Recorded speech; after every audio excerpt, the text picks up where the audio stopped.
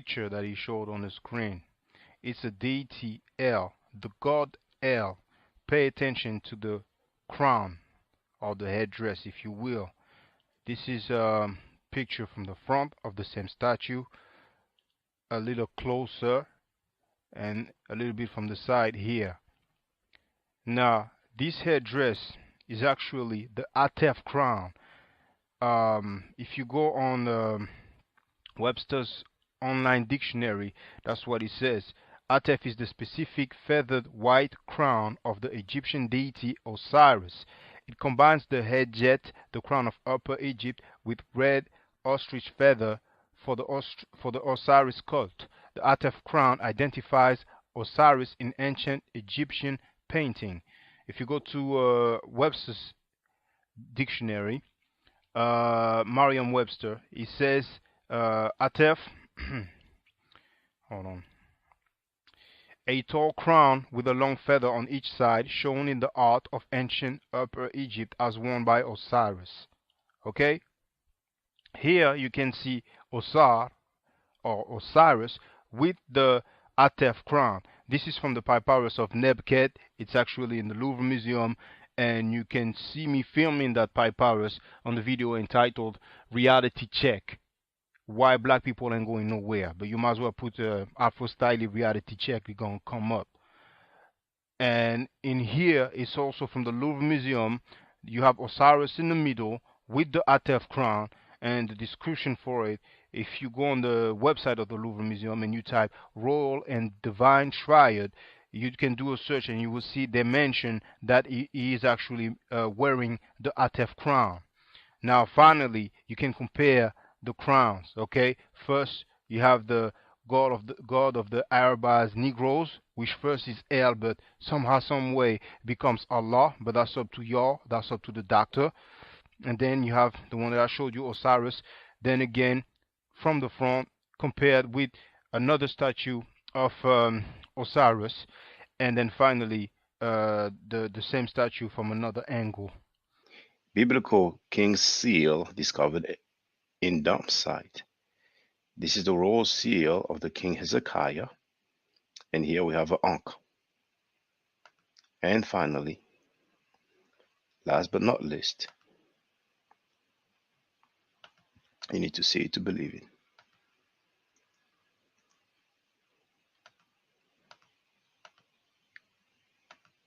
The God of the Bible, El, slept in his own dung and urine. This is Ugaritic Narrative Poetry, page 195. And we also have this book here, the Masria in the Prophetic Literature, where it clearly says that El floundered in his own feces and urine.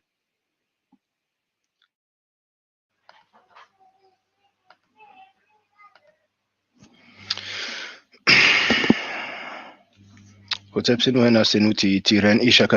hope you're doing well. The title of this video is Willie D, Akon, and Willie Lynch. In parentheses, go back to Africa. Don't talk about our stuff. Let me first check that you can hear me loud and clear. The sound is fine. We have 10 minutes. 10 minutes. I'm sorry. We have 10 people online. I saw that somebody hit that like button. And I don't know if you're aware, but there are two videos that has generated some talks. I will play the excerpt about Akon, and then I will play what Willie D had to say in response. So first, let's hear what Akon had to say.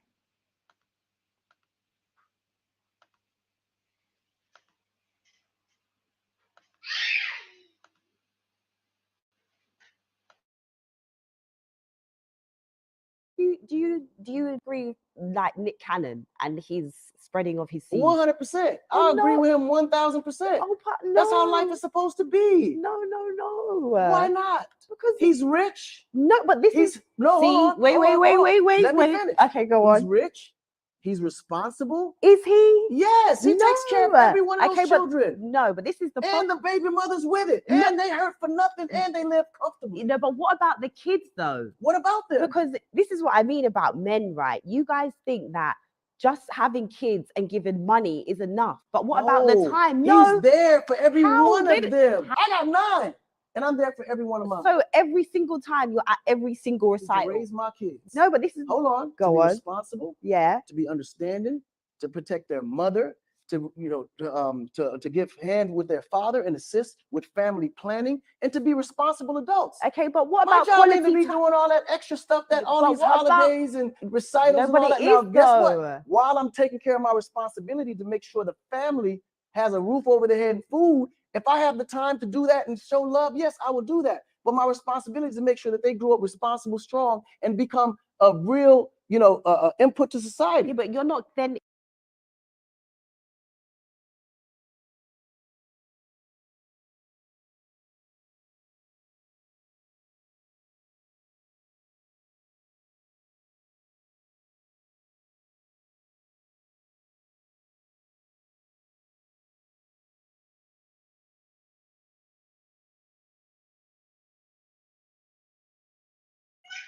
I was muted. Good thing I didn't speak for long. So, what I was saying is that I did not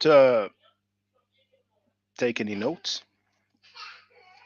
And as this video was playing, before I go on and play what Willie D had to say, um, it came into my mind that some people in many different countries in the world grow up in boarding schools. I don't know if you use a different word in America, but for the sake of clarity, if you use a different word or different words, it's a place where people study and they sleep at the same place. They sleep within the school premises. They see their family during holidays. Not everybody will see their family during holidays because they go home for the holidays. Some will not go home because maybe their family is not there. The family might be maybe traveling, So okay, so thank you. I mean, you just say private. Well, no, I wouldn't. I wouldn't agree. I'm not sure if we should say private schools because, to me, if I say a private school, it just means that it's just not a public school, but you can go home.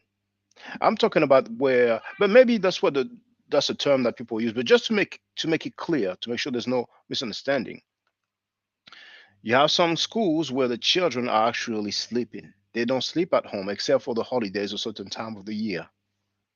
Yes, indeed, some. Yes, you see. So that happens in many different countries around the world. And you also have children whose father or mother is in the army, so they will spend months away from their family. And I don't recall people saying, "Well, your job is not responsible because you spend so many months away from your family." That was just for the record. Now let's hear what our brother Willie D had to say. Now, if you don't know Willie D, he's part of the rap group Ghetto Boys. One of the member, Bushwick, passed on,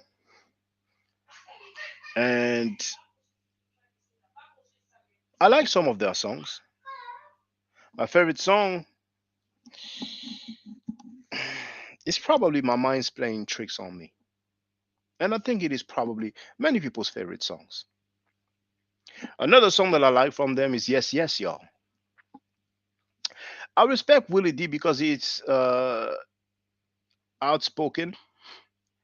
His song "Coon," I liked it, and he's been talking about several issues. Not many rappers will talk about social issues like that, apart from songs. And I did not watch the interview, but I saw the title where he explained that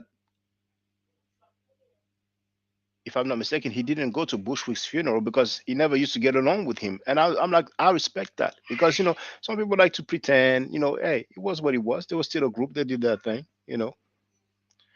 So I've sent message on Twitter,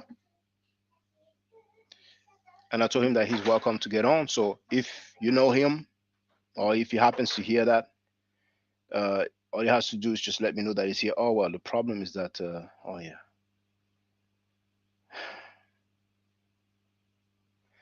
Okay, I'm going to make an exception, and I'm going to remove the members only mode. So bear with me. Gonna do that. Gonna make an exception. So let me remove that mode.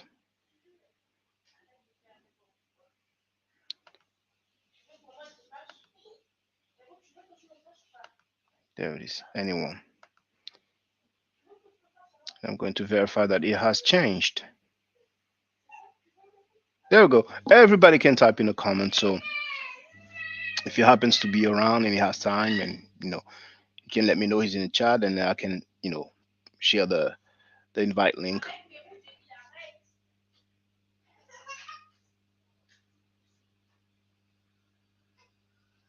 You know what?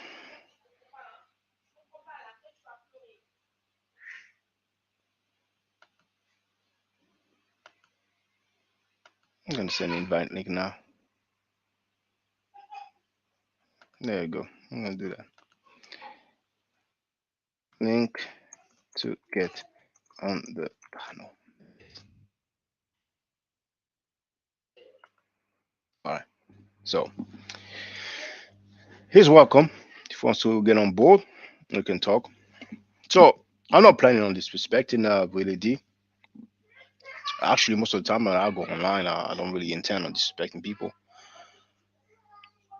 But let's play what he said, and then I will have some commentary. All right? So, let me play. Amun wrote, everybody celebrating Kwanzaa yesterday was the first day. Yeah, I mean, you know,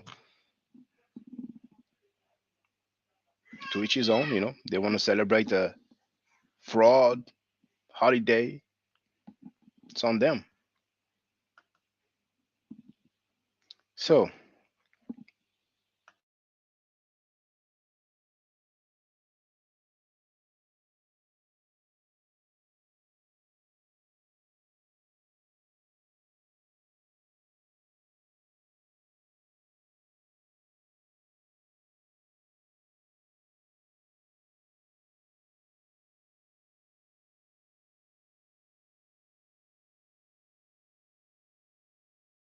what's up, family? Singer Akon is going viral for some rather controversial remarks he said in a recent interview. What did he say? Well, Akon, who reportedly has 4 wives and 9 children between them, says that he 1000% supports Nick Cannon's decision to have 12 children and 7 different baby mamas. So with the government already plotting overtime to break up the Black family nucleus, why would any Black man make a conscious decision to have children who's not going to live with him, and another Black man co-sign it? Why? Let's see if we can make some sense out of it. Well, the primary reason that Akon gave for supporting Nick Cannon is, well, he got money and he can take care of them. You know, he can take care of the kids. He got money. That was the primary reason that he gave. And he also said that the baby mamas are with it. They don't hurt for nothing, and they live comfortably. All right, fam, where you at? Where you at on that? You know, you having a bunch of kids, as long as he can pay for the kids, doesn't matter if they live under the same roof with him or not. You know, he going in, You're knocking these women down. They getting these babies, and the babies are taken care of. The mothers are taken care of. You got a problem with that? Problem? Let's dig a little deeper. He said, Nick Cannon is there for every one of them. Nick there for every single one of those kids. I got 9 children, and I'm there for every one of mine. The interviewer pressed on, and she said, so every single time, you're at every single recital. And he said, no, that's a white man's thing. Who gives a F about a recital? I don't know. Maybe the kids. Don't get me wrong, fam. It's imperative that you get to the money. I mean, at the very least, you got to get to the money so that you can provide for these babies that you brought into the world who had no say-so in the matter. But perhaps, just perhaps, Akon has no idea how good it feels for a child who is on that stage, on that court, on that field, to look out into the audience and see daddy. For a lot of kids, mama is a gimme. Mama gonna be there. But to see daddy out there too, man, that's double trouble. That's double backup. That's double reassurance. I'm gonna tell you something else, fam. You know, a lot of these people, these black people who ain't from the US, y'all need to start speaking on our shit for real. Because a lot of y'all be out of pocket. Y'all love speaking on our stuff, but y'all don't hear us speaking on y'all thing. But y'all love coming over here, running your mouth about what's going on in the US, but you ain't helping. You like to talk down, or you like to try to press your ideologies, your traditions on us. Man, we dealing with a whole different animal over here. Now, I don't know about Senegal, but I can tell you all about growing up in a fatherless home in the United States. I'll go as far as saying that if my daddy was in the house with me, I would not have been in a rush to try to become the man of the house. I wouldn't have been out there doing things that men are supposed to do, you know, trying to earn a living. I'm so young, I can't really get no job. Nobody want to really hire me. I can't work but on the weekends during the school season. I work on the weekends with my godfather cutting grass, but during the week, sometimes was no food. So here I am feeling like I'm the man of the house and we ain't got all the bills paid. I got to do something. So I try to go out there, get it, and come back with it. Get myself in a jam. Now I got a jacket on my back. I got a record, a criminal record, trying to fill the shoes of my daddy. Also, you got a lot of youngsters who mama tell them, well, you the man of the house. And so they start doing everything a man do.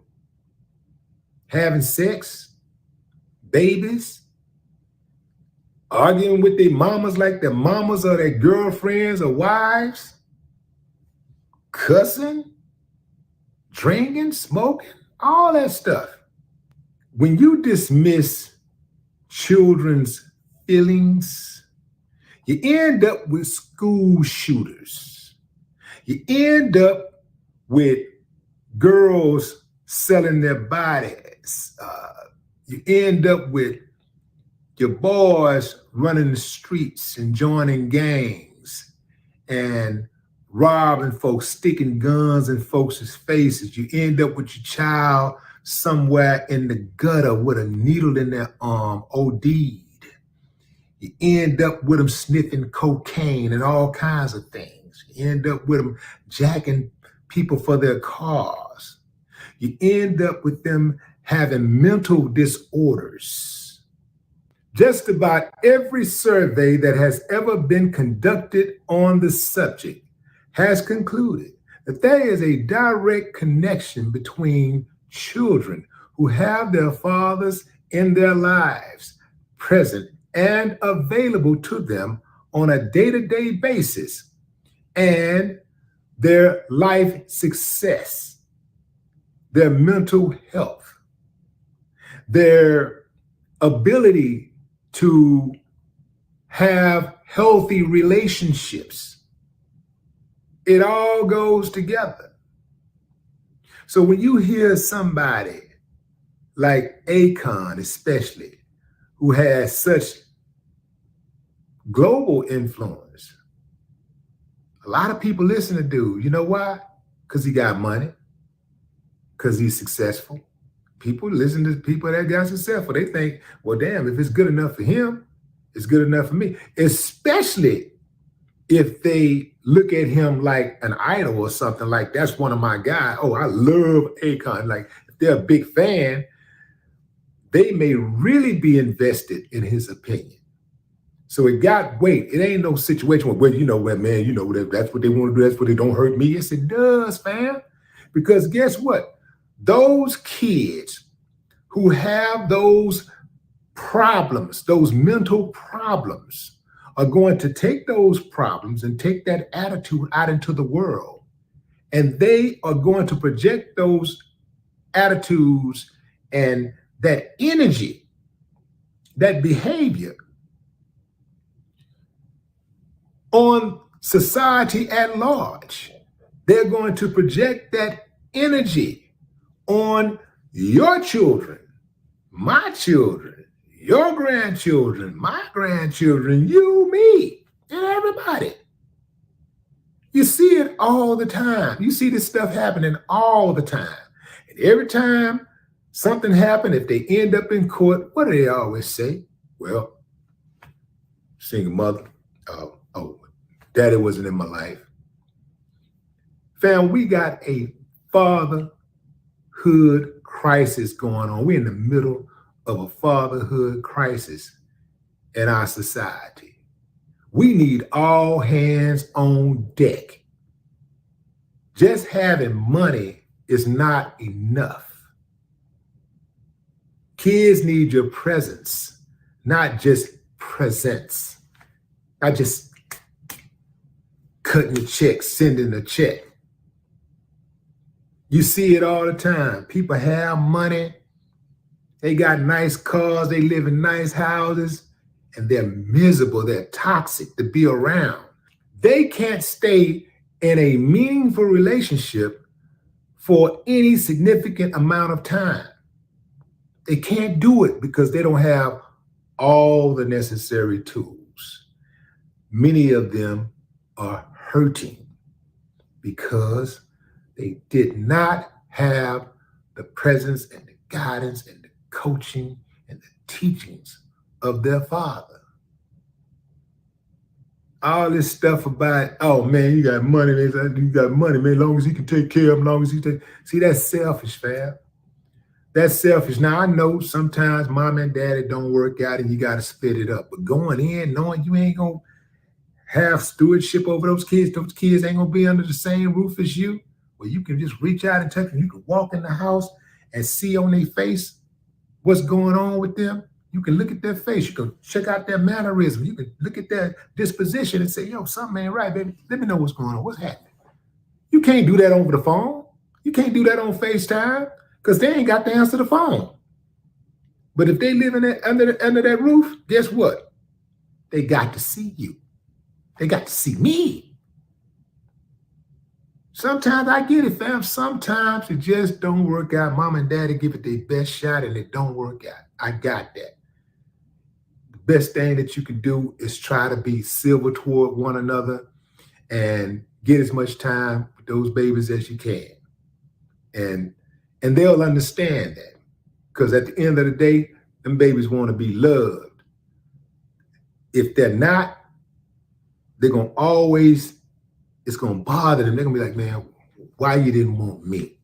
I don't care how tough they try to be. I've seen people try to act tough. Well, he ain't never been here. Well, I don't need him. And he ain't never did that. Nah, they hurting, fam. That's a defense mechanism, acting like they don't care. Everybody care about their daddy. Yeah, man. People want a relationship with their fathers. And I get it. Some people, fathers have did them super, super, super dirty and maybe they don't deserve it or whatever. But I'll put it like this. Most people want a relationship with their fathers. I was on Dr. Boyce Watkins's Instagram page the other day. Shouts out to Boyce. And Boyce commented about Akon's position in regards to Nick Cannon having all those babies by all of those different women. His caption went something like, and this, ladies and gentlemen, is why you never let entertainers represent Black culture. Since Boyce the homie, I'm going to go ahead and get his back on this. I think he left off something. Perhaps he fell asleep. You know, Boyce work a lot of hours. Perhaps he fell asleep. I think it should have went more like, and this, ladies and gentlemen, is why you never let entertainers represent Black culture who don't have the culture's best interest at heart. Yeah. Who don't love the culture, who's not invested in the culture. Or how about who ain't even from the damn culture? Yeah. And furthermore, I'm offended, fam, because I have never missed a recital by either one of my kids. Yeah, I'm involved, always have been. I'm the daddy who goes up to the school and peep into the room, make sure they doing what they supposed to be doing. I'm the one that volunteer. Yeah, I go on the field trip with the kids. I'll chaperone. Yeah, I'm the one. Hey, the father's basketball game, I'm signing up. I want them to know I'm there. My kid got backup at all times. I'm going to put that strength on them. I'm going to let them see it. I'm going to get in their face. That's what I did. I always been there. So I don't know where dude come from with that type of talk. Well, I guess I know where he come from, but we ain't accepting that here. Speak for yourself, homie. Look up those test scores. If you think I'm lying, shit, just turn on social media and just watch how a lot of these kids who didn't grow up with their father or don't have their fathers present in their household, watch how they behave. This is not a coincidence, fam. This is by design. And we still falling for the banana in the tailpipe. Don't do it, fam. We need all hands on deck. No more talk. Bunch of kids.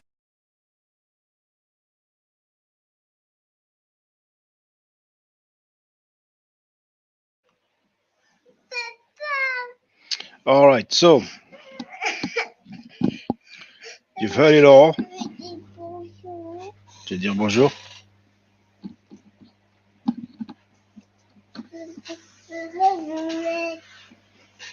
Allez, dis bonjour. Dis bonjour. Le mec dans les oreilles.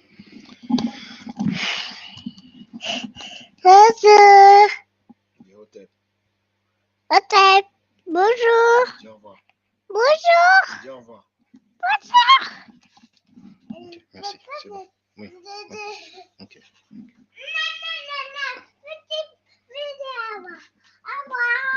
Dis au revoir. Au revoir. Au revoir. Au revoir. Voilà. Ok, c'est bien. Allez, au revoir, maman. Au revoir, maman. Au revoir, maman. Au revoir. All right. She wanted to. Oui, c'est pas vrai. She wanted to greet you all so bad. Now, let me check that you can still hear me well. Okay, sound works well. We now have 29 people online. I'm sorry. First, I was going to play an excerpt of Willie D. But then I figured, you know what? Some people like to say, well, you know, you're taking me out of context. And since this video is about 15 minutes long, actually 14:58. So I was like, okay, I'm going to play the whole thing. I'm sorry. I have quite a fair bit of commentary about what Willie D said.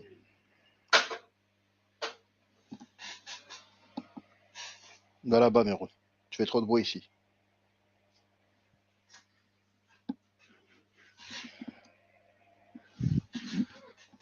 We have 30 people online now. Okay, so it's the second time that I heard Willie D making those statements, because the first time I just listened to the video, and the second time I decided to play it so you can hear it in full context. The first thing I want to say, and I took some notes as the video was playing. I didn't have any notes before. Nick Cannon spoke regarding Akon spoke regarding Nick Cannon's situation.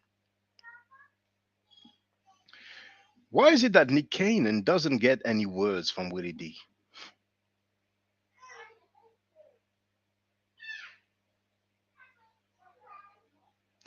Willie D talked about, ultimately when people don't have the presence of their fathers, they end up jacking people's cars. And he said those kids are going to project those attitudes, that energy, that behavior in the society. And then he went on. Now, let me let you hear something, because the group Ghetto Boys, if I'm not mistaken, they made a song in support of Farrakhan. Now, let's hear what kind of energy Farrakhan gave to the kids. It's only going to be 3 minutes long.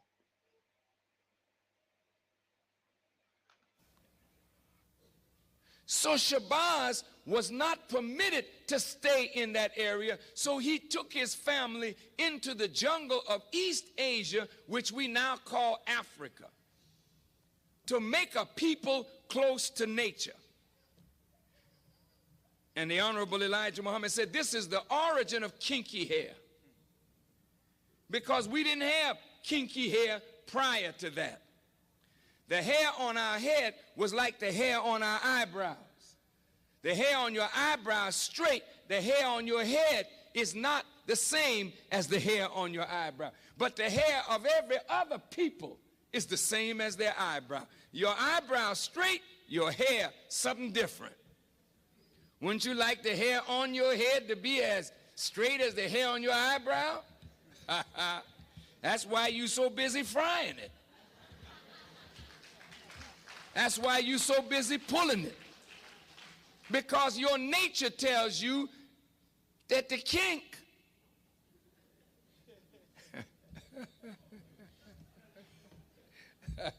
I mean, with I'm black and I'm proud, we got to learn to be proud of kinks.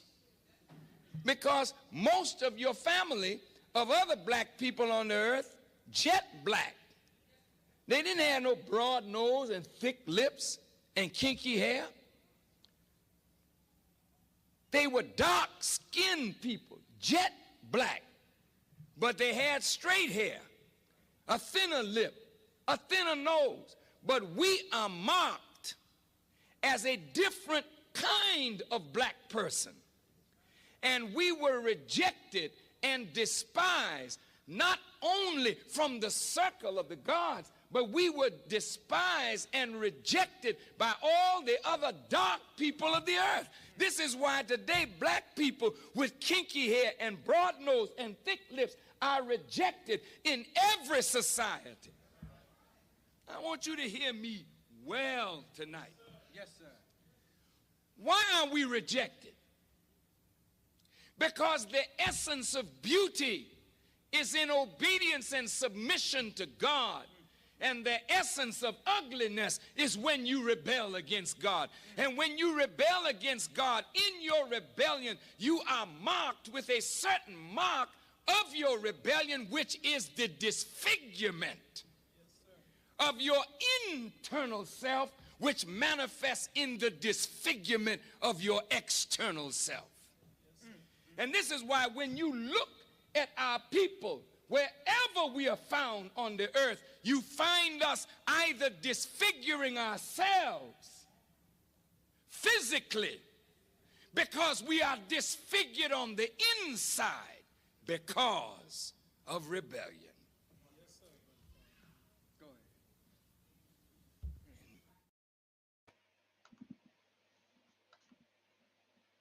All right. So, but African James asked me what song did he, I guess he meant to write, did he do supporting Farrakhan? What's the name of the song? I went to have a quick look, but the video is only 3 minutes long, so I didn't find it. But I recall hearing the song. I remember one of the lyrics he said, "The minister, because the minister got something to say." So I mean, if some of you know about that song, let me know the title so we can double check. Now,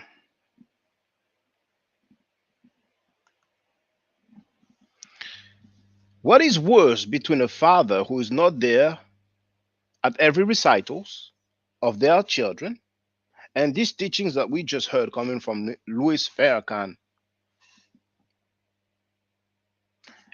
In my opinion, what Farrakhan said was worst, because fathers don't tell their children that they are marked, that they are disfigured.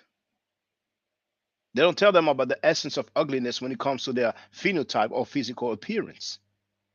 In my opinion, what Farrakhan said is worse than a father not being there at every recital. But when I heard Akon's statements, I knew it was going to generate some talk, some sort of controversy. And I understand completely that people would disagree with what Akon said. I understand that. My number one issue with Willie D, first of all, look at the title. Now, Willie D has a very large platform. As you can see, it has 783,000 subscribers. But I wouldn't be surprised if he's one of those affiliates of the Nation of Islam. Which means that on top of the NOI members, you have the Church of Scientology by your side. And you have all those different media outlet, those different media outlet that will invite the Nation of Islam, who's responsible for the murder of Malcolm X. It was it was the Nation of Islam members who were responsible for the assassination of Malcolm X. Now, they love to say it wasn't them only. Some go as far as saying it wasn't them at all.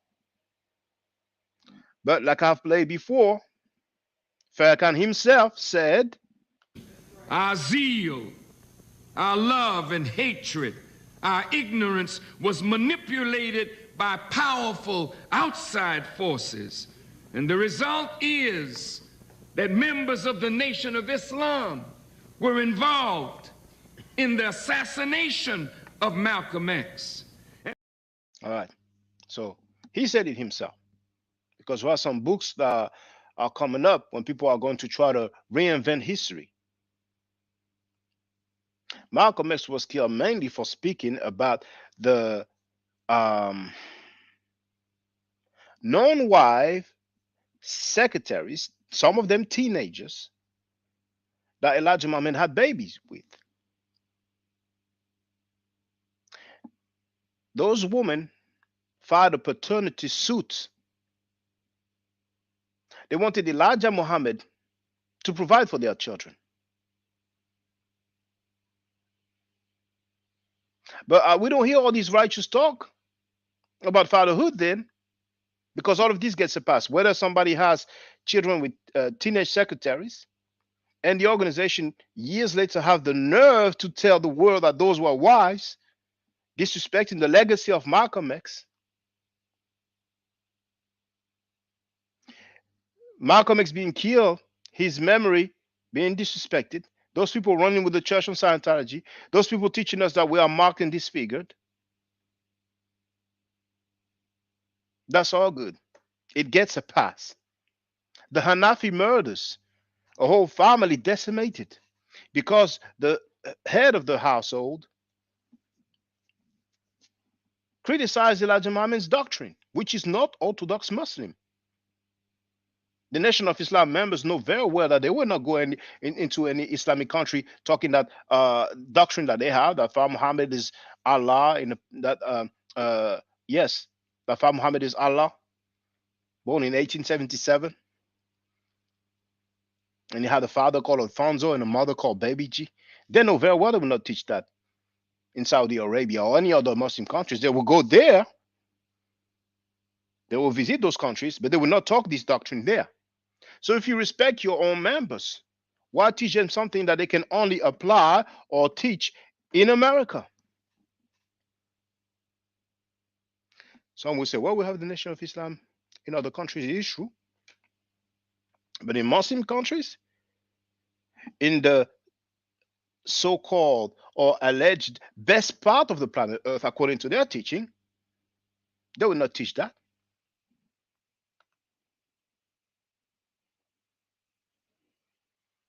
Now, that's interesting. Amir Khan wrote, to be honest, Farrakhan was heavily attacked / criticized for these comments. Later, he apologized. I would love to see that. I'm not aware of that. I have never heard Farrakhan apologizing about that, because this is the Nation of Islam teaching. This is the Nation of Islam doctrine. Elijah Muhammad said the same thing. Malcolm X didn't say it just like we heard it, but Malcolm X mentioned, the eyebrows and, the hair textures. He spoke on that. There's a video about that. As a matter of fact, some Nation of Islam member, I think it's Ben X, he knows this teaching, what we heard from Farrakhan, those 3 minutes alone is so damaging. So he had to put up Malcolm X talking about the texture of the eyebrow and the hair. And that young brother said that Farrakhan's clip is taken out of context. Can you imagine? I challenge anybody to show me how that clip was taken out of context. Because I have the full lecture. I watched the full lecture years ago. And the Nation of Islam, via the Final Core Inc., has filed a copyright claim over the video when I uploaded it back then, because it was getting 1,000 views a day. So after 4 days and 4,000 views, they thought, oh, we might as well remove it. But guess what? People did. Plenty of people re-uploaded the stuff later on.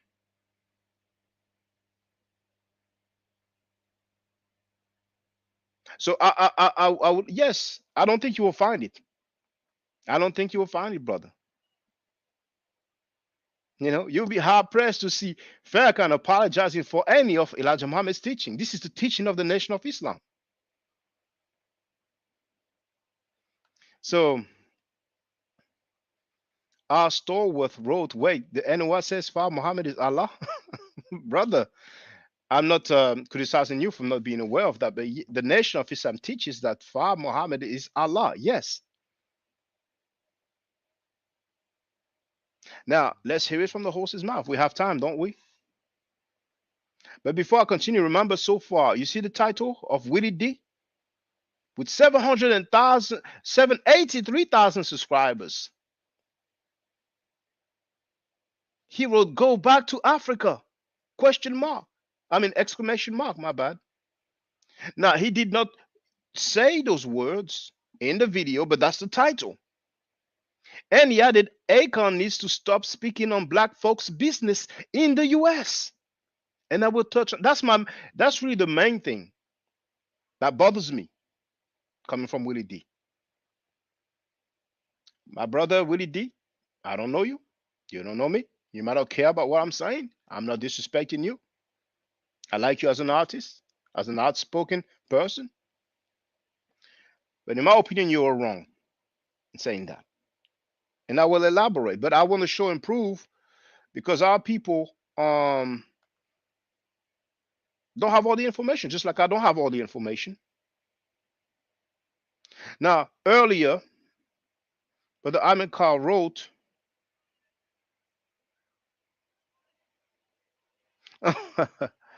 now hold on.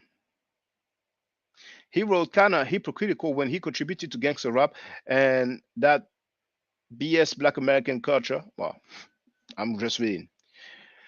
Whatever he might have said before, whatever rap genre, that's the past. People change their stance. As a matter of fact, there's a video that I wasn't aware of, and it's on Comedy Hype. They also have 783,000, sorry, 784,000 subscribers, and the channel is Comedy Hype. And actually, I will show you so you can see it. He used the N word so many times as an artist, but he has changed his stance. And I respect that. I don't like the N word either. I try not to use it. You see that?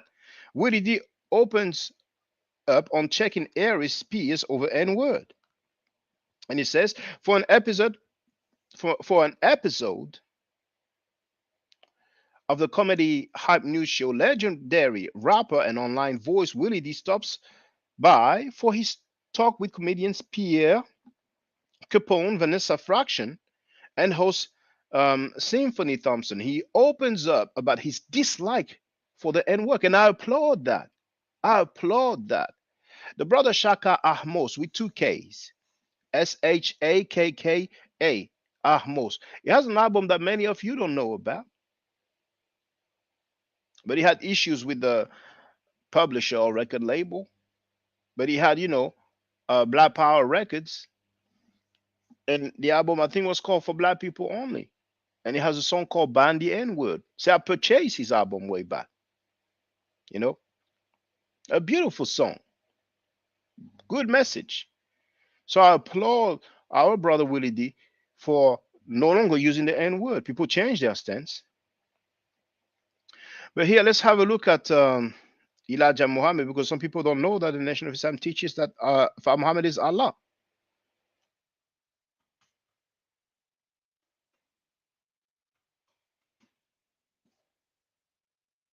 The only thing is that it might take me a while to find a part where he talks about that, but if we're lucky, it might be early on.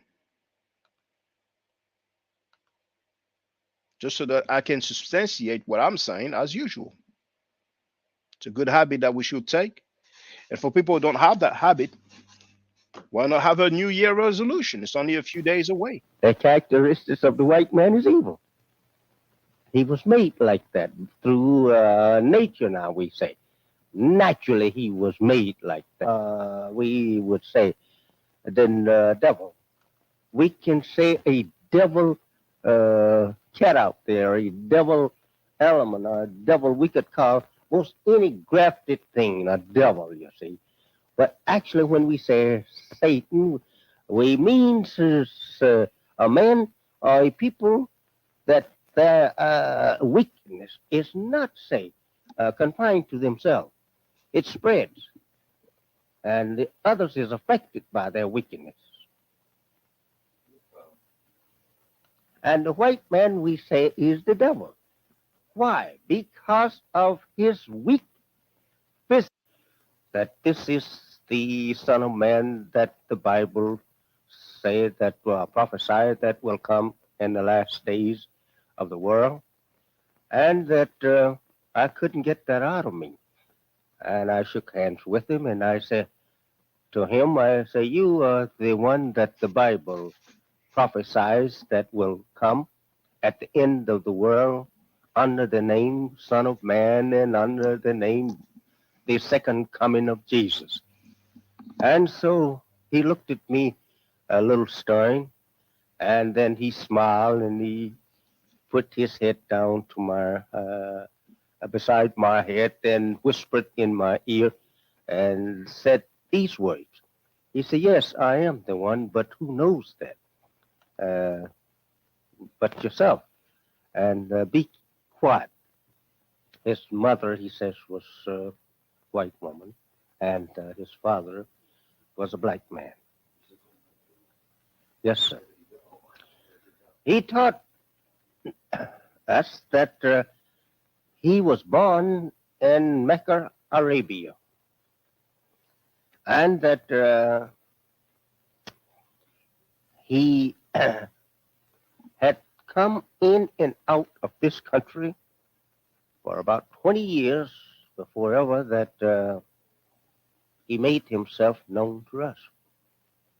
He had studied, he says, out here, or rather he had enrolled in the California University there, and he lived with the white family out there. He says while he was going to the University of California, how long he went to this university. Okay, we'll not be that one, but I want to find it. I think I might know where to find it. So give me a little moment so you can hear clearly. I will go there, and then I will go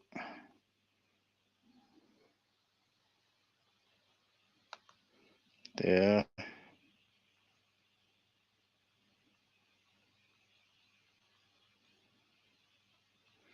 Hold on.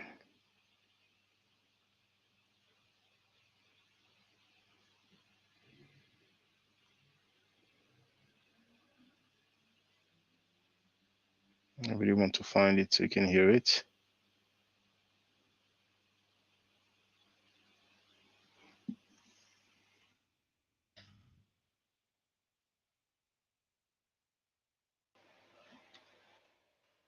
Oh, I don't like that. But it's okay. I don't want to spend too long about that, but there's an interview of Elijah Muhammad, and he mentions that he was taught by Allah. The interviewer says, "Well, you mean the messenger?" And I said, "No, not the messenger of Allah. Allah. He is the messenger of Allah." And that's the doctrine of the NOI. And as a matter of fact, in writing,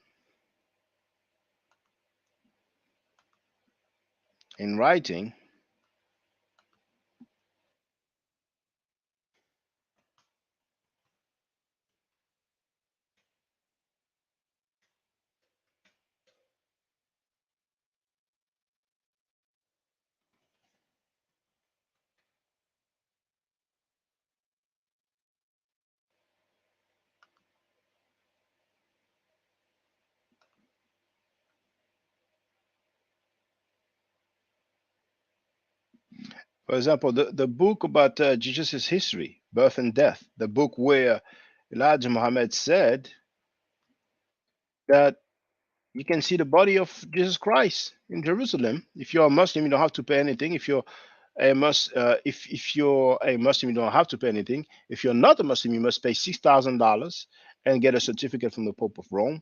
I made a video about that. You have a quote clearly that says, just like in so many of his other books. And I would just hold on, open that word stuff. This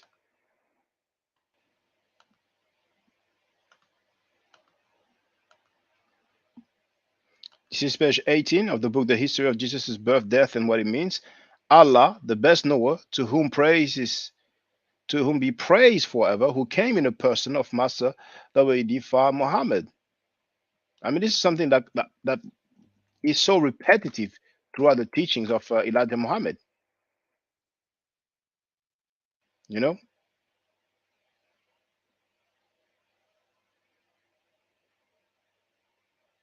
Now, the theology of time.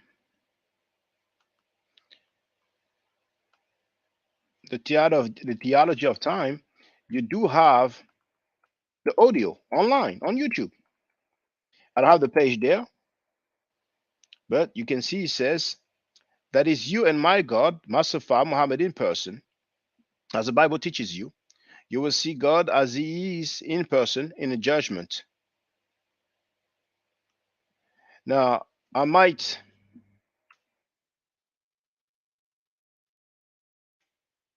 find some other one, but there's so many.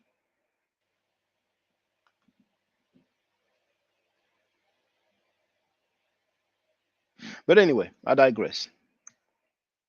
The theology of time is online. It's on YouTube, so you can verify that.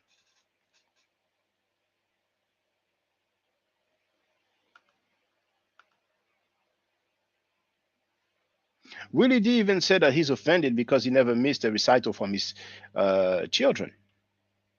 But once again, you have some parents who send their children to some boarding school. You have some parents who work abroad.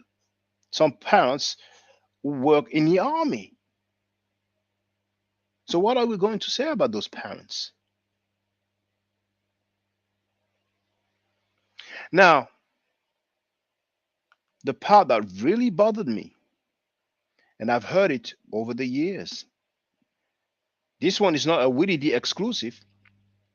It is something that we hear a lot coming from our brothers in America.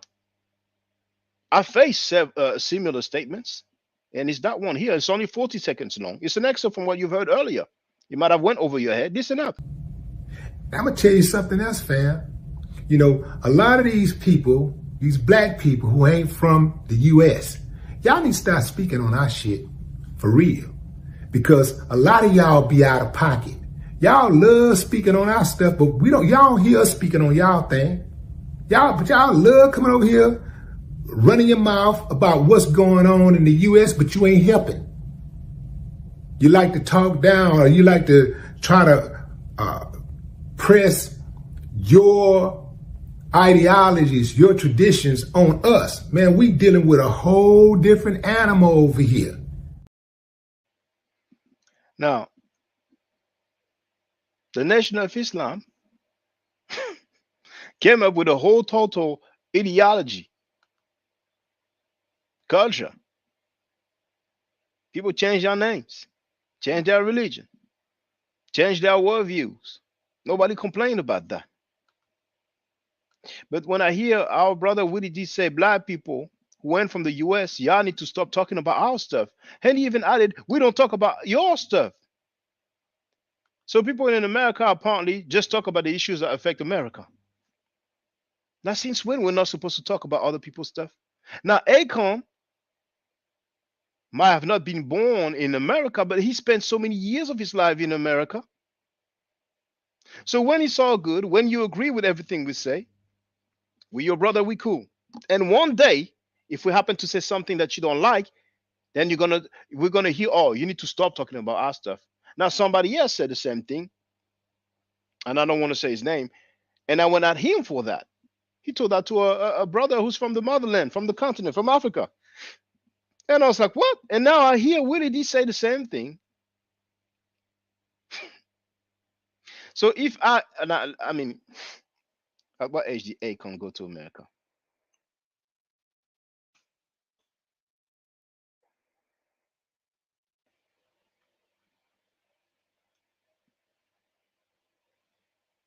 But damn, I was wrong. He was born according to Wikipedia, he was born in America. I thought he was born in Senegal, and he moved to America later on. So the brother was born. I mean, dang. So him being born in America is not enough. How many generations of people must be born before you're considered somebody from the motherland? Now, would Willie D have told that to Marcus Garvey? You need to stop talking about our stuff. Ivan Van Sertima, Dr. Ben, Dr. Sheikh Anta Diop. None of them were born in America.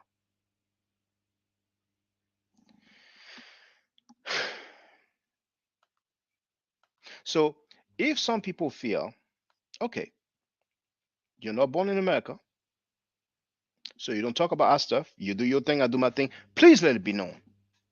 Because you cannot change people's mind. If that's the way you feel, please let it be known. Just like some brothers who like to talk about your skin tone sometimes, because a few times some people have mentioned my skin tone.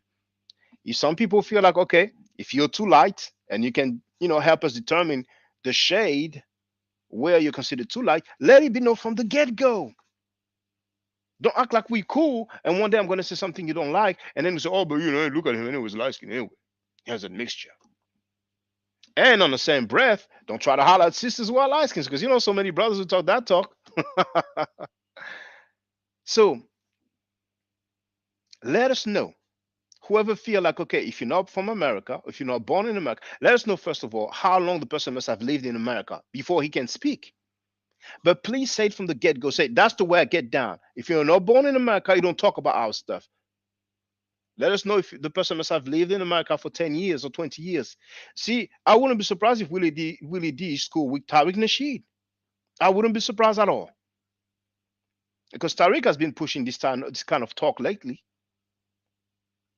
Tariq Nasheed was mainly known for his Hidden Color series, where he will talk about black people worldwide in the diaspora. And a lot of people were so shocked when they've been hearing Tariq Nasheed labeling non-black Americans tethers, using the term tethers. So derogatory. So tethers, that comes from the movie Us.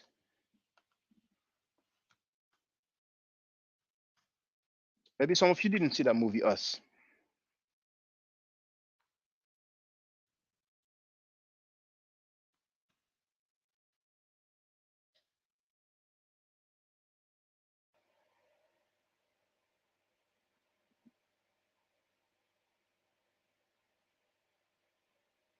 The term tethers comes from the idea of the term tethered, the tethered family. You see?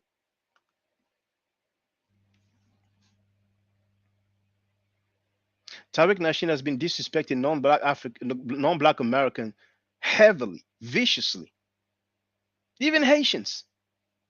And one of the documentary that Tariq Nasheed has produced and sold, it's about the Haitian Revolution. And if you heard how he spoke about many different Haitians, so I don't mind whatever stance people have. Be upfront from the get-go. Let us know. It'd be easier so there's no misunderstanding. Can you imagine if I kick it with some people and then one day we have an argument, oh, but anyway, you're not born from America. And I've heard this kind of talk before. To me, it's divisive. It's like kind of Willie Lynch mentality. And I don't believe that Willie Lynch letter is real anyway. Brother Manu and Pim did some great work about that. I've shared links to these websites before, you know. But the mentality, the concept, the divisiveness. So I was tempted to put Willie D. Lynch as a title, but I was like, he's not going to like it if he finds out about it. It's not going to change his life. It's not going to make him lose sleep. But I'm like, I'm not trying to sound or appear disrespectful. So I've put Willie D, Akon, and Willie Lynch. And in parentheses, go back to Africa. Don't talk about our stuff. Where does that rule come from that we cannot talk about what happens in America? But if it is what it is, hey, it is what it is.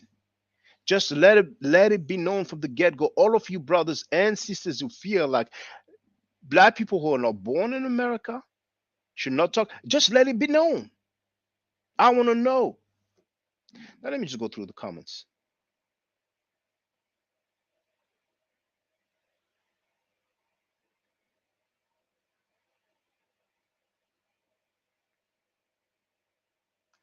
Stallworth wrote, I live in Houston where Willie D is from. There is a large Nigerian community here. A lot of them do look down on us African Americans. You know what? It's a reality that some people will look down on African Americans. It's a reality. I mean, some of the people that you see abroad, let's say in America for that example, they might be from the families of wealthy rulers who got rich out of corruption. In their mind, it's no different than the European.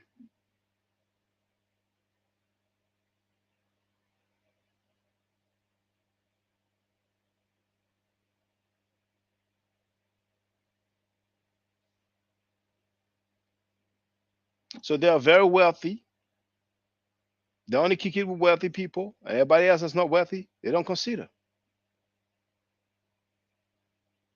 Just like you have some Caucasians. You heard the term, some people say white trash. You have some white people in America, they have wealthy family in the city, but they live in the country, and their kinfolk in the city don't even pay them no mind. They look down on them. They don't want to be associated with them. Sometimes it's not necessarily an issue of geographic location, but status. Because all those brothers that you say look down, like this group of Nigerian who look down on African Americans, do you think they look down on I mean, if they come across some African Americans that are just as wealthy as them, because I don't think those people are just not wealthy, you know. But on the other hand,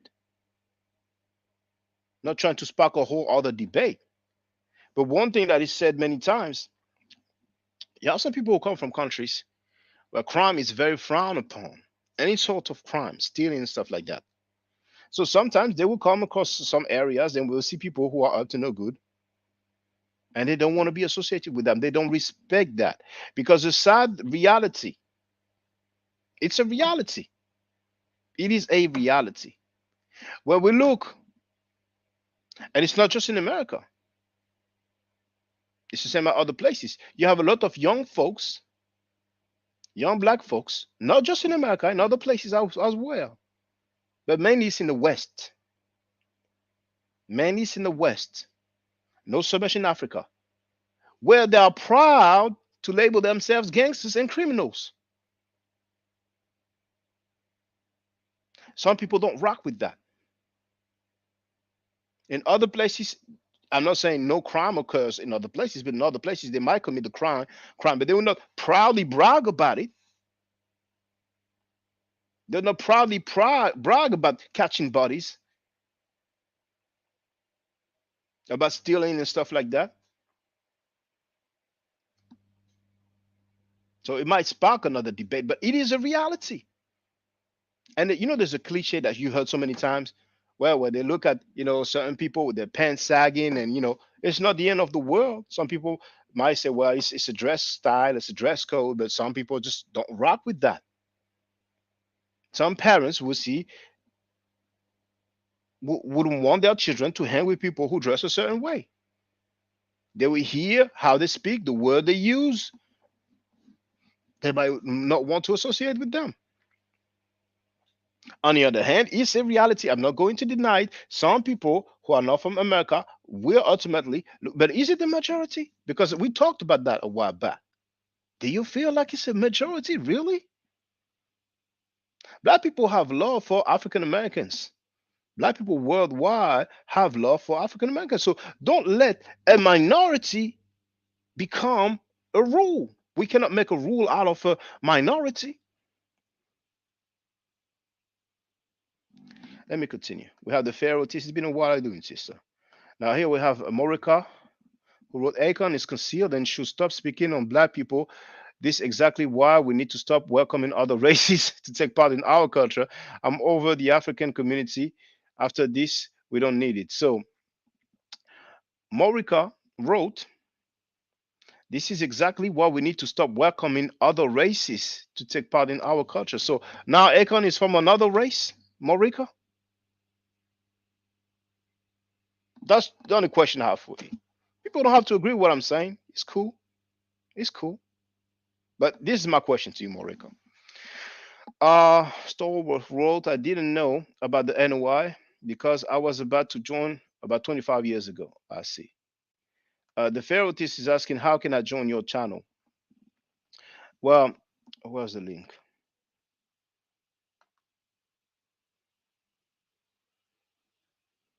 I don't need that stuff no more.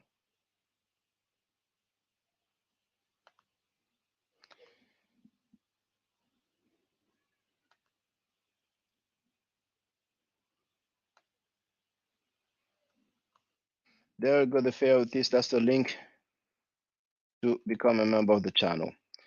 Because for those who don't know, I've made an exception for the chat, but usually it's only members who can participate in the chat. But I thought, you know, you never know, maybe the brother Willie D might want to stop by, and so it's out of the way. Somebody will say, oh, I was going to come here and give him that word, but I couldn't. Now here we have Star Wars who wrote Ma'at. Yeah, I see it. Elijah Muhammad did say he was Allah. Damn. No, no, no. Elijah Muhammad did not say he was Allah. Elijah Muhammad said that Father Muhammad was Allah. We have to be careful because stuff like that, they will use that against us.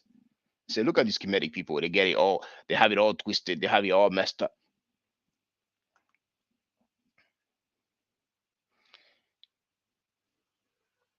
Amir Khan wrote, Black Americans speak on Africans all the time. Black Americans speak on everybody, the worldwide, and Africans speak about everybody. I don't know where that comes from, that a group of people can only talk about a certain group of people. I mean, in this day and age, we talk about what's going on all around the world. To me, those are talking points. But if for some people they are not talking points only, and they really feel that way, please let it be known. Please let it be known. That's my only request. That whoever feels that way, just let it be known. And I can see that our sister, the Fairties, became a member. I appreciate the support. Now let me go back to all the way up to the comments. I'll have to go a little bit fast now because there's a fair bit of comments.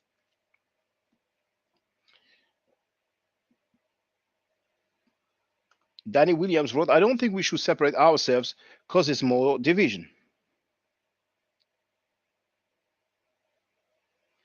And Amir Khan wrote, Brother Shaka, Akon made a lot of Black Americans millionaires. But the thing is that some people, it's like that. They're going to be cool with you for the longest. Some people might not know, but Akon was part of the Fugees crew.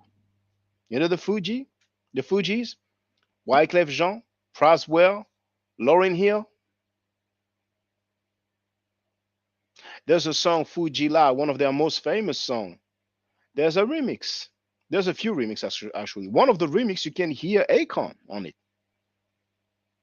So he's been into the music business for a long time, and ultimately, thanks to his hit "Lonely," his song "Lonely" has 800 million views. So I don't know, in a few years, it might reach 1 billion views. Akon signed T-Pain, and probably the most famous artist that he signed was Lady Gaga. Akon featured on so many people's songs. The whole thing reminds me of a sister I know who is from the Congo, but she's been living in America for most of her life, but she wasn't born there. And she was talking about, the African tradition and so on. So one day, one Nation of Islam member, a lady, she even said she was an MGT.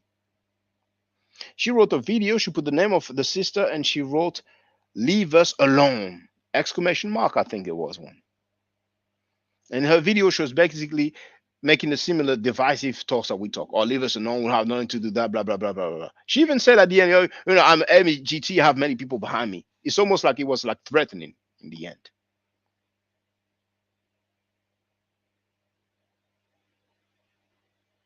So how in one breath people will talk about Mama Africa, the motherland, and all that, but one day somebody's mad? Those are talking points to me. And with all due respect, Willie Lee, I think you were wrong about that. I said Willie Lee. Willie D. I think you were wrong about that. If you don't feel like you are wrong, then please let us know. Okay. Anybody who can talk about Africa, about Black America, they must be either born in America, because apparently that's not enough for Akon, because he was born in America. He grew up in America. And that's a terrible thing. So if somebody's not born in America, let it be known. Okay, that the person has to be born in America. Or if he doesn't need to be born, then tell us how long the person must have lived in America. But in the case of Akon, how do we do? Akon was born in America, so it looks like people are going to have to say, well, even if you're born in America, if your parents are not from America, you cannot talk about Black America. I mean, at this point, doesn't it get like ridiculous, honestly? Doesn't it get ridiculous? So how many forefathers you have to to possess who were born in America. We have our brother Hotep Seni.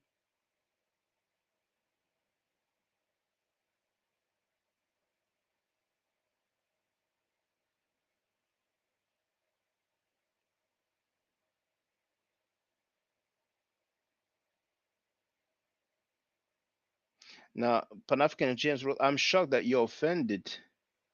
Well, I don't know if I should say that I'm offended. I just want to know, I want people to be upfront and say, okay, that's how it is. You have to be born in America. And if you, and partly even being born in America is not enough at this point. You know, these are views on non-Pan Africans. I don't really understand what you meant, but feel free to rephrase. Now, Donnie Williams wrote he is cool with Tariq. Facts. Now, I don't have the confirmation, but when I heard him speak, I'm not surprised. Because those guys, anyway, they are of the Islamic persuasion. You heard the name Tariq, he says it all already. And Tariq, what he's been doing all through his Hidden Color series, talking about the diaspora in many different African places, but the largest overtone was a Moorish kind of rhetoric of the so-called black Moors who ruled Europe, which is one of the greatest hoax in history. Or let's say one of the greatest hoax when it comes to black history, or one of the greatest hoax that some black people have been saying. There's no black Moorish rulers that were in control in Europe. It was Muslims who were in control in Europe, and amongst those Muslims, there were some black people. It doesn't matter how many Hidden Color series you had. Please show me the black Moorish rulers. Tell me their names. Tell me the territory that they rule over. So show me a picture, a painting of a black Moorish ruler.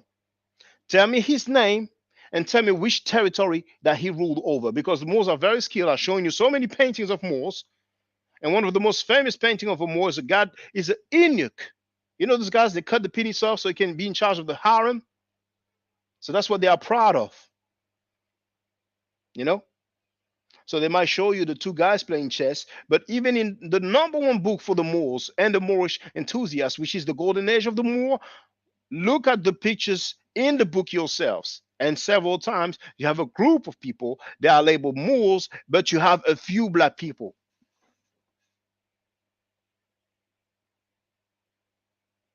So people are hyping up a fiction and they are being strange with reality.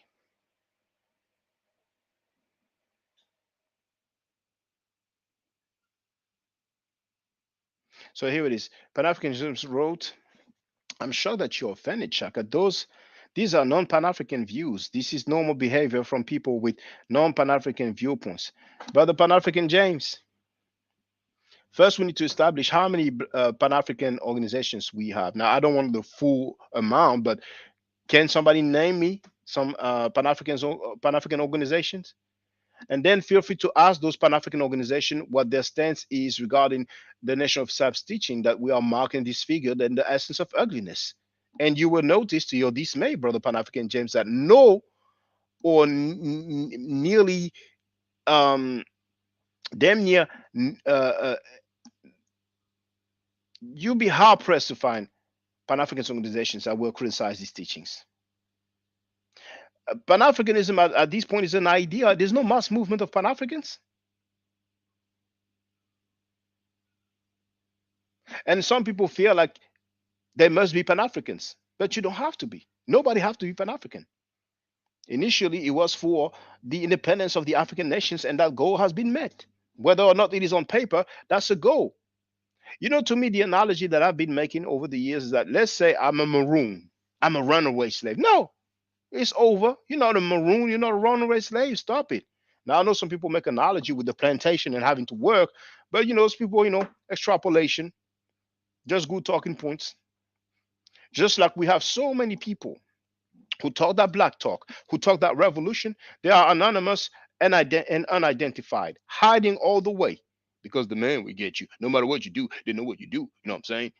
The guys that ears everything. So we might as well stop talking about it then, because we cannot achieve anywhere. The majority of the people who talk that black talk are anonymous and unidentified. No username that can identify them. No picture that can identify them. They hide behind what's it called again? Avatars. But anyway,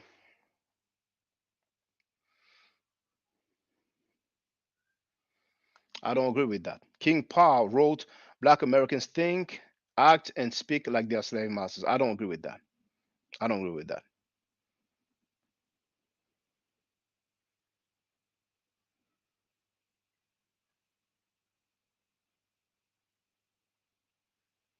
Of African Renaissance TV.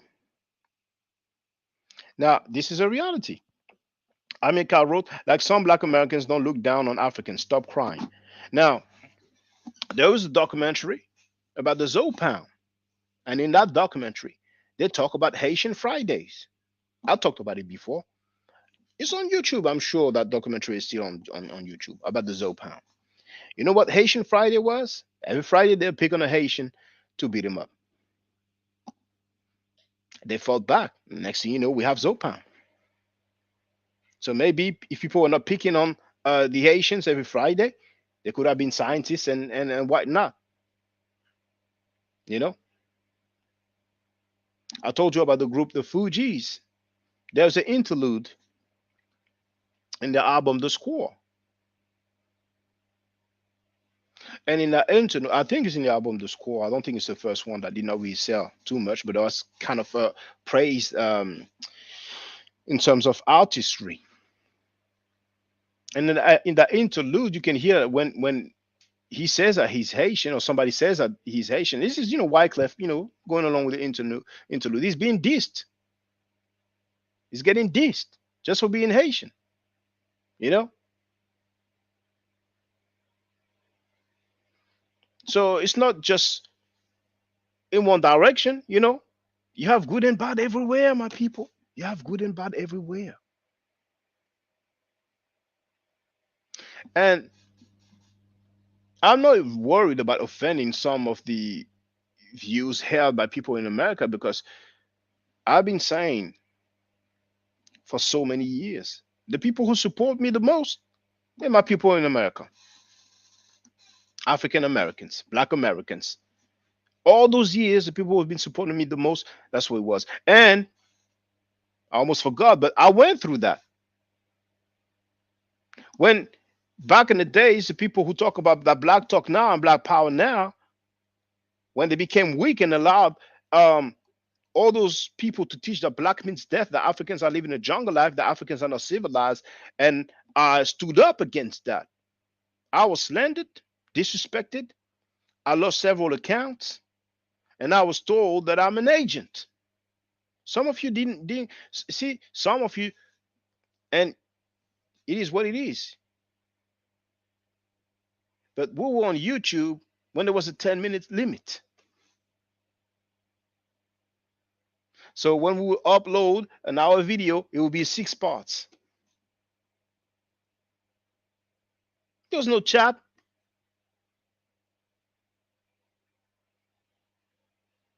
So, we go way back. And back then, one of the number one thing, and that was mainly Nation of Islam members, they would label me an agent. They would label me a Mossad agent, a Zionist agent. Can you believe it? And so many will say, "Oh, why is he so worried about our affairs? What is he talking?" But when I was cool with them, when I did not express that I disagree with those lessons, everything was all good. So who's wise and civilized, and who's acting like a savage?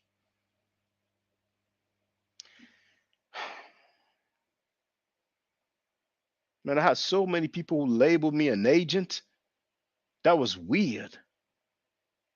A lot of these guys, they think alike. A lot of people within an organization, they think alike and they have the same talking points.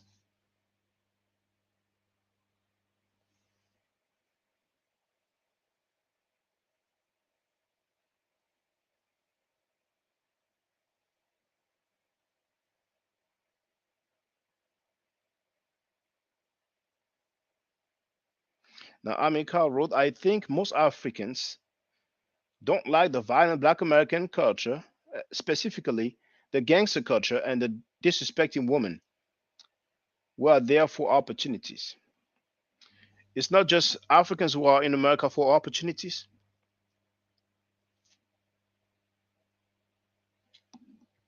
We have people from many nations who go to Western countries for opportunities. And it is a reality. It's not just Africans. Many people don't like the gangster culture. Am I saying that Black American culture is gangster culture? No. But in some areas, it is prevalent. It is there.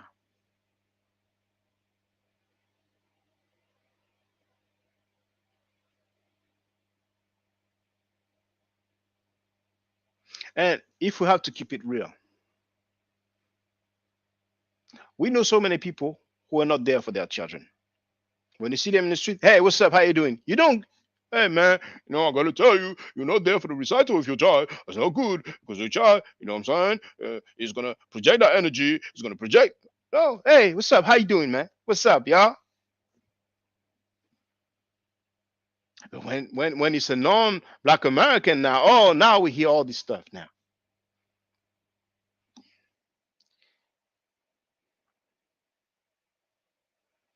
The Pharisees wrote, I agree with Willie D on the family aspect.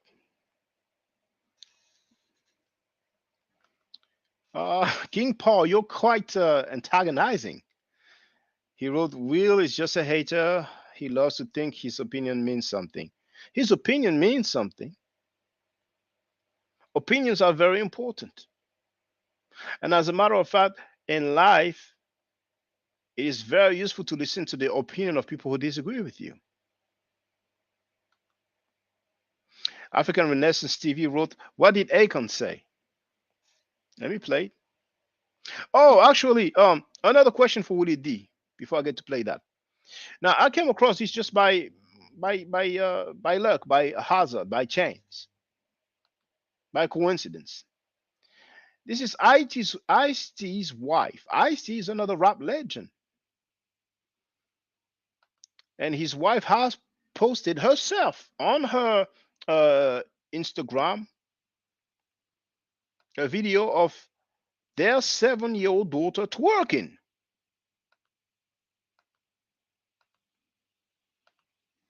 And I know it's going to be small, so you will not be able to really tell the face of the child, because But this is once again, she posted it herself. You know what I'm saying? But did you stop? Okay.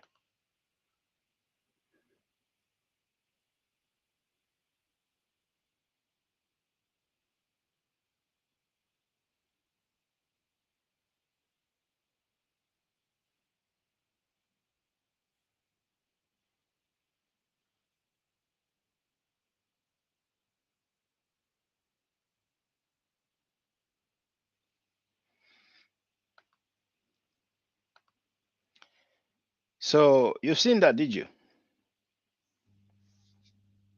I wonder what Willie D is going to say. Not being there for recitals. Oh my goodness! Oh my god! Oh my god! But a 7-year-old girl twerking. But I see he's from America. He was born there. His parents and grandparents were most likely born there. So I don't think there's going to be much criticism. There's going to be some sort of double standards. And I saw Willie D making a video. I did not watch the video, but I saw the title when he was talking about Candace Owens. And the title said something like, why is it that Candace Owens never criticizing never criticizes white men or white people, something like that. There's good and bad everywhere. Let's find what we are sharing in terms of a philosophy or worldview, and if it works, if we're compatible, then we do our thing together. If we're not compatible, okay, you do your thing, I do my thing. You understand what I'm saying? You do your stuff, I do my stuff. You know. But so far, and it's been a long time, I've played the video of Farrakhan who talked about the time when they would not even allow Africans in the Nation of Islam. That has changed. So maybe the views that some people have in America towards Africans might change as well. Maybe it will not change, but let it be known from the get-go, because I know there's so many people say, "Hey, what's up, my brother? Hey, how you doing?" And one day you heard something you didn't like. Oh, but anyway, you're from Africa. You don't understand. You can't understand.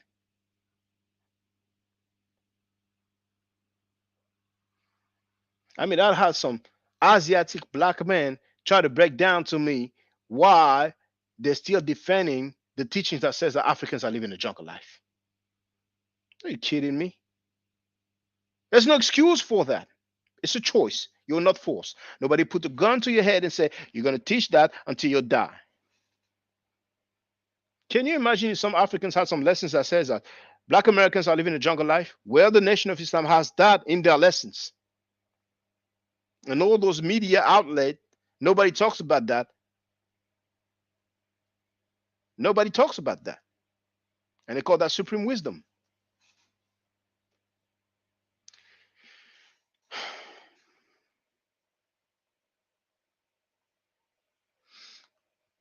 Amun Min wrote, "Hey, check Dr. Karenga on Dr. Maat's channel." I'm gonna have a look at it. I'm curious. Is she also celebrating Kwanzaa? Am I going to be surprised? No.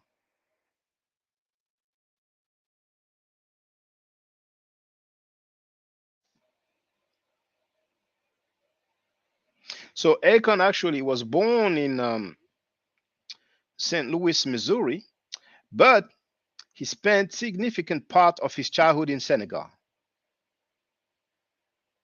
So there it is. There it is. But we will know now. I want to know now. I want to know. How do you feel? How long we should be there?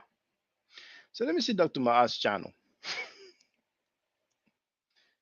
Uh,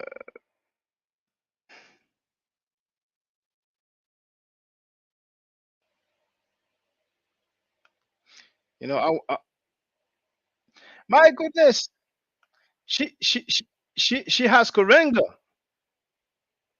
She has, you rarely see Karenga doing an interview. And you know what? Hold on. I'm gonna share first the video that I've shared in my timeline, and then I'm going to share Mukasa Africa Maat's article. And I'm gonna be surprised if I see that all of a sudden I'm being banned or kicked out of the stuff, but now this is the link that I'm going to share. I did not make that video. First, I share it here. There it is. Now let me go Dr. Maat. Boom. And then I'm going to share Mukasa Africa Maat's article.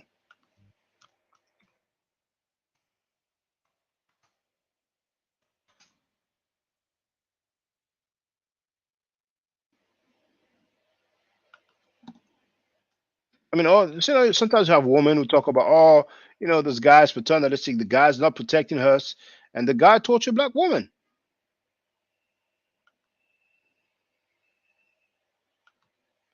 And I'm going to type, Kwanzaa is plagiarized from Hanukkah.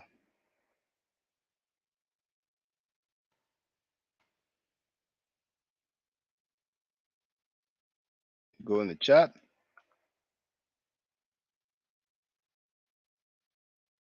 There it is. So the messages have not been deleted yet. We'll see how long it's going to stay there.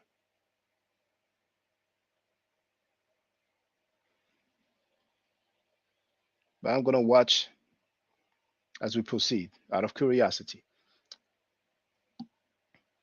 Dr. Maat, she's been very close to Unc and them, so I wonder how Unc feels about that. Somebody knows, ask him. But at the end of the day, in life, you will never have somebody that agrees with everything that you're saying. People don't care. Some people don't care that he tortured black women. I'm talking about Karenga, the founder of Kwanzaa. But what about Kwanzaa being a plagiarized version of the Jewish holiday Hanukkah?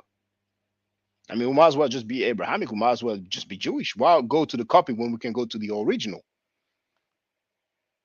But I've seen Dr. Mad having Wesley Muhammad on her own platform. And what did Wesley Muhammad said? Let's listen up. The railway never being built. Road came garbage. If you want to get off sensitive, come on, go ahead. About blacks, conquering blacks. Throw Maya in the trash can. Throw out this rock. The slave nation died away.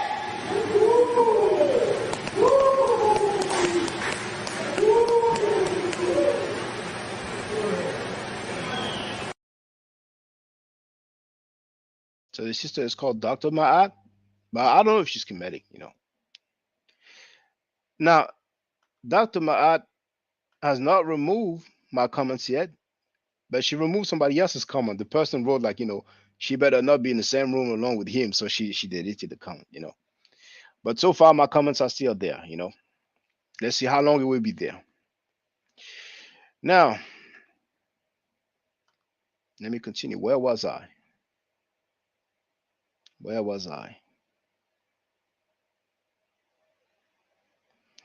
Now, Peanut King wrote Akon a sellout. And Peanut King wrote, and you was on a panel with a pedophile. All right. Well, Peanut King, feel free to get on the panel and break that down for us. But it's funny when you have somebody that has been convicted for torturing black women and possibly raping them, because some people act like they don't know. But what did Dale Jones say? We haven't brought closure to Karinga. We let him build a holiday. The same one who set up Black Panthers in ambushes at UCLA and other places.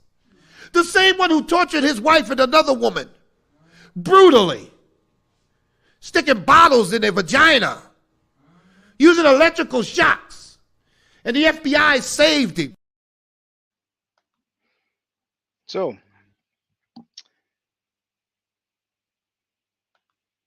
somebody has not been convicted yet, but he's labeled a pedophile. But the person has been convicted for torturing.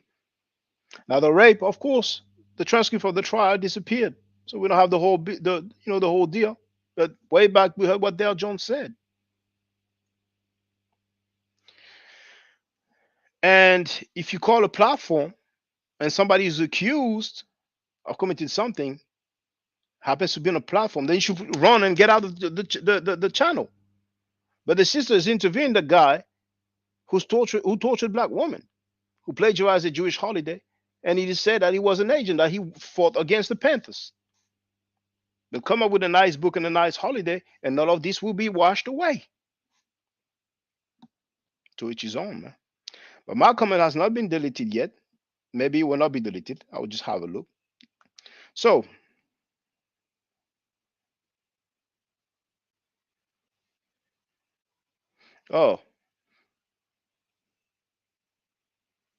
Pan-African James wrote, where's the link to join the panel?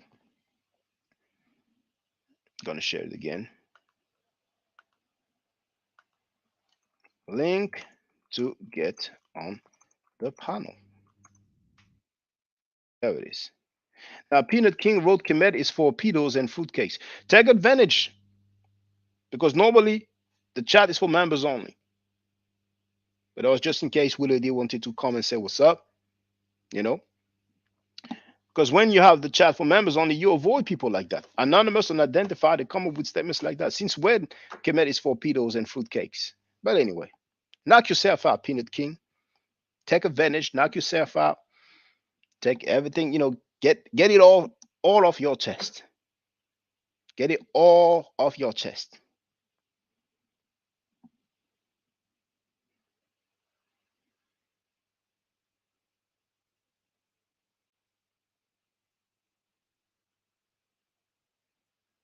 Hold on. Danny Williams said Shaka let James on. He want to talk about this epic fair last night on Chef show. Well, I didn't know that Chef had a show yesterday, but everybody's free to talk about everything.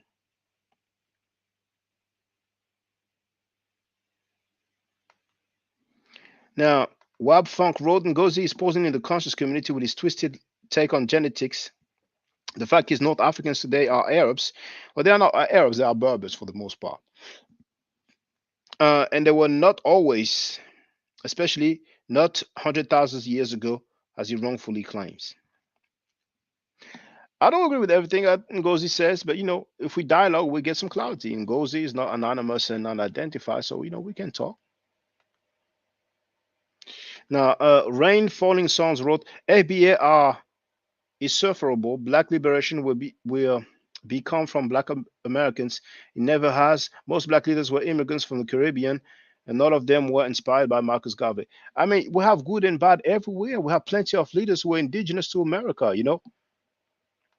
Now, here, this is Morika who wrote, fix Africa first, so y'all don't have to come over here to judge the Black man and woman. So apparently we have judged the Black man and woman, but let it be clear, the Black man and woman in America, because we have Black people outside of America.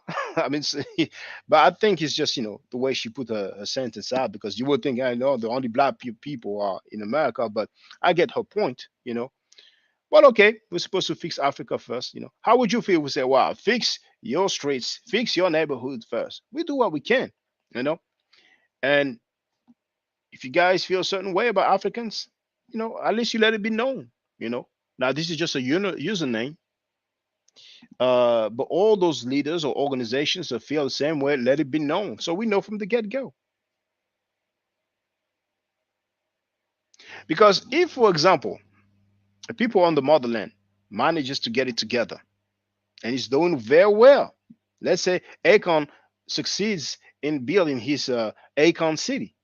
It's like one of the most beautiful city and most technologically advanced city in Africa. I wouldn't be surprised if some people from America say, hey, I want to go there. How would you feel? Say, no, you don't get there. You're from America, you don't get there. But hey, to each his own, man. Speak your mind, brothers and sisters. Speak your mind. Maribontus wrote, I'm seeing lately that white people come in among us and want to speak to us about our God consciousness and our social problems. We shouldn't allow this while we have them comfortable around us. Amir Khan wrote, Black Americans are in the first world country and complain more than any other continental Africans.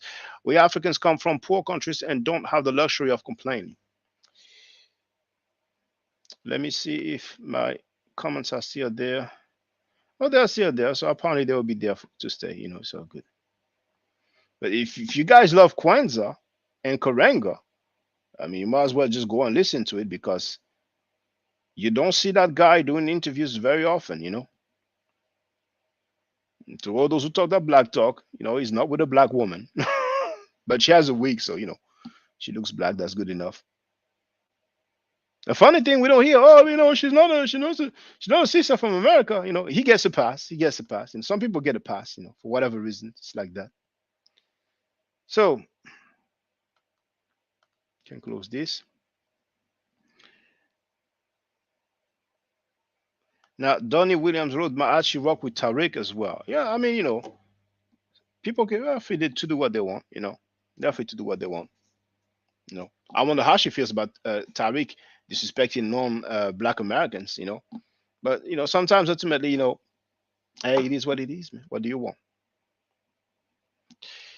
The Ferretis wrote, Willie is right.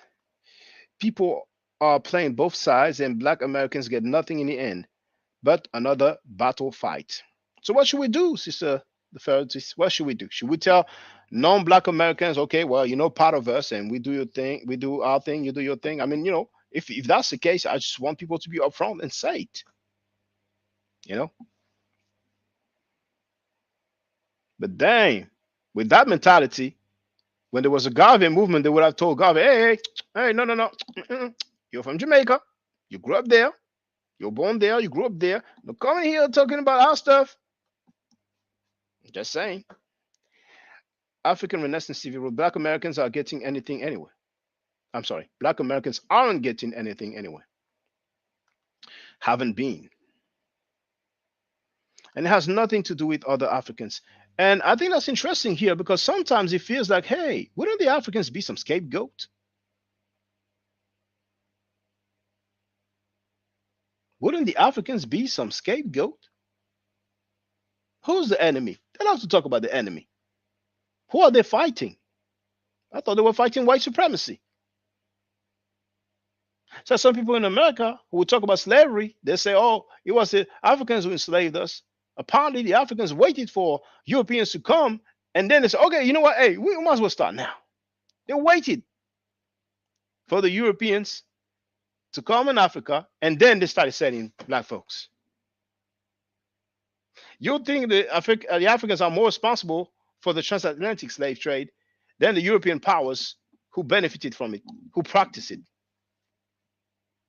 And there's a little secret right there. There's a transatlantic slave trade. But there's the sub-Saharan slave trade, the Arab Muslim trade.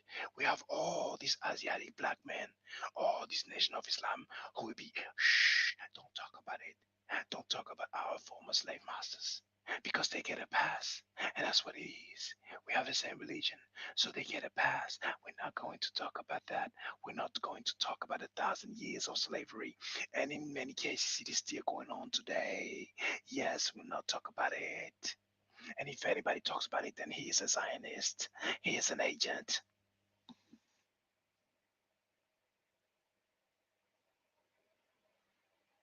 People talk about the transatlantic slave trade, and they have the right to.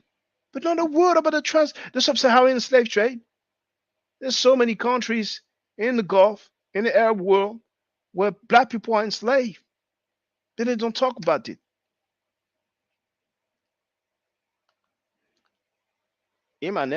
Manifesto wrote, colonized minds battle other colonized group. David Collins wrote, smash that like button. How many likes do we have? 22 likes. Okay, not bad. We have 32 people online right now. Ras Adami wrote, why speaking on returning to the motherland is an debate. Unless someone is doing and not talking about it. Okay, there's some typo here, but Eric Bennett wrote, the sad part of the story is Akon was born and raised in the US. He was not born in Senegal. But that's not enough, apparently, you know. Brainwash has got a hold on our people.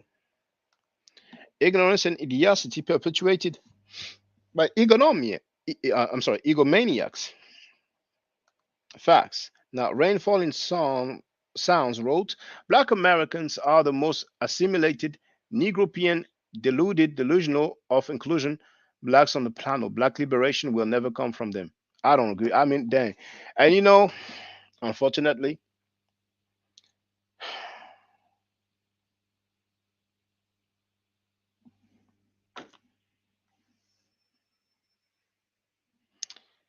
you always have stuff like that. And then it's like a back and forth. It's a back and forth. David Collins wrote, if we study Bobby Hemmett and Bro Panic, we wouldn't be fighting these city wars with each other. And those guys are into metaphysics, and, you know, it's not my thing, but to each his own, you know. Amir Carl wrote, you know what's crazy, though? Marcus Garvey was hardcore pro-Africa, but never set a foot in an African country. That's crazy. That's because he was, in prison, arrested, and deported back to England. But, you know, he had his plan in motion. You know. Now, Mary Bonds wrote, Shaka, why you didn't speak on my comment? Please speak on my comment. Well, you know what I'm going to do? Actually, I've reached the end of the comments. So this is what I'm going to do. It's going to be better than comments. Here we have Manifesto, who wrote, we studied non-mystics doing practical organizational work and actively educating themselves politically. We wouldn't be fighting the city wars. So now that I went through all the comments, and it's clear that Willie D is not stopping by, but he had the opportunity just in case. So I'm going to go back to the members only mode. Everybody had the chance to state their piece. There it is, members only. And I'm going to pin the link to get on the panel. I'll wait a little while, and if there's nobody, I'll call it a day, because I said most of what I wanted to say. Really, most of what I wanted to say was to address what Willie D said, and I feel like he's wrong. That's my opinion. That's my stance. If he doesn't feel like he is wrong, then we'll see what happens next. Because being born in America is not enough. People are going to say you have to be born in America and lived in America all your life, and then later on others will say, well, your father and mother also, or one of your parents must have been born in America, and at least maybe two of your parents, like 2 generations. We'll see how far it goes. I don't mind as long as people let us know from the get-go, hey, that's what it is. That's how we get down. Not we're cool, we rap together, and then, oh, you said something I didn't like, but you're not from here anyway. Your parents are not from here anyway. That's too easy to me. Link to get on the panel. Now, for those who don't know, you must show your face when you get on the panel. So it's a reality world right here, because over the years, I've been around for a minute. And like I said, most revolutionaries, most warriors, they are anonymous and unidentified, hiding. So let's see. I'll wait a little while, and then I'll be at this piece.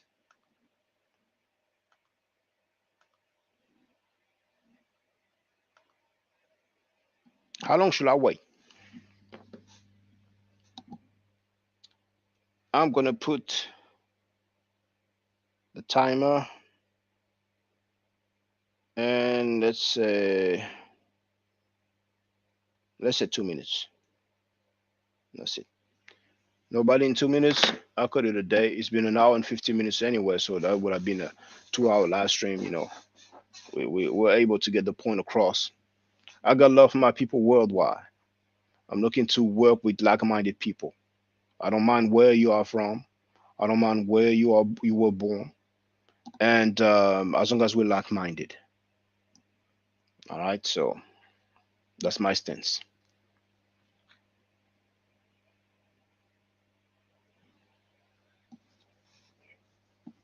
Some people teach that Africans are living the jungle life. Africans are not civilized, that we are marked and disfigured, and it's all good apparently.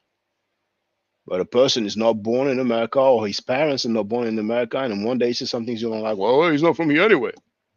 He's a non-FBA.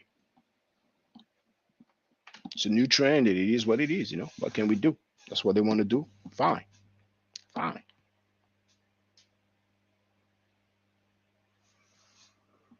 We'll see.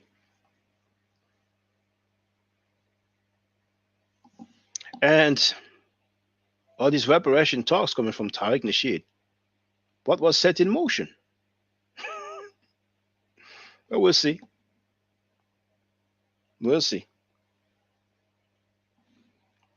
There's legitimate goals and realistic goals. And I don't think Tariq Nasheed doing live streams and doing a rally every now and then is going to contribute to any reparations whatsoever. Do you really think they're going to give reparations? Anyway, it's only 18 seconds, so I'm going to stop. Well, I'll wait. And say, I was going to come in. 10 seconds, and then I do my closing.